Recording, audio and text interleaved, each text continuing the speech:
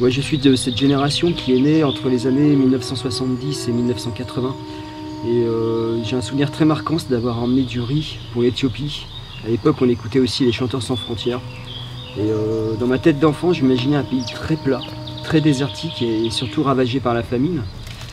Par la suite, il y a quelques années, j'ai rencontré des grands voyageurs comme Olivier Weber qui m'ont un petit peu poussé, qui m'ont dit va voir le pays, va le découvrir, tu vas voir, c'est assez fantastique, il y a une culture hallucinante.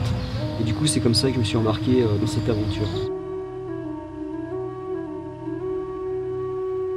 Je me souviens avoir filmé des scènes de rue. En fait, je filmais la préparation de l'injera, qui est le plat local de l'Éthiopie. Et le cuisinier m'a gentiment proposé de participer avec lui à la préparation. Du coup, j'ai manipulé des petits piments rouges. Quelques minutes après, je me suis frotté les yeux et là, ça a été l'horreur. Je me suis mis à pleurer. Et c'est ces deux filles qui sont venues me mettre des compresses d'eau froide sur les yeux. Au bout d'une demi-heure, ça allait un petit peu mieux.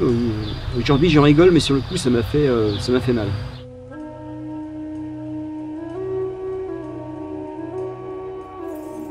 La principale difficulté qui est assez récurrente, en fait, c'est la barrière de la langue. C'est-à-dire qu'en Éthiopie, les habitants ne parlent bien sûr pas le français et très très peu l'anglais. Du coup, les échanges ont parfois été assez compliqués.